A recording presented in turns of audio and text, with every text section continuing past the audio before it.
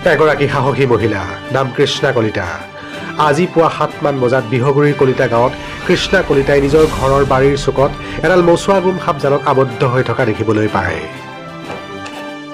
পলম নকৰি কৃষ্ণা কলিতাই জালৰ কিছু অংশ কাটি আবদ্ধ হৈ থকা মচুৱাগুম সাপটো মুকলি কৰি দিয়ে। উল্লেখ্য যে সৰ্প বিশেষজ্ঞ সৌৰভ বৰকটকীৰ সহধৰ্মিনী কৃষ্ণা কলিতাই ঘটনাৰ চমু বিৱৰণী সন্দৰ্ভত কয়,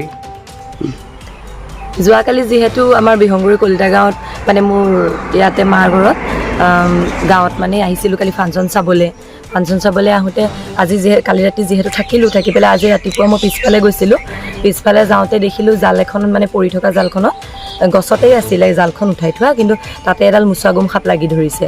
তাৰপৰা সাপটো আনিলোঁ জালখনৰ সৈতে আনি পেলাই কাটি এৰুৱাই এতিয়া ইয়াতে মুকলি কৰিলোঁ।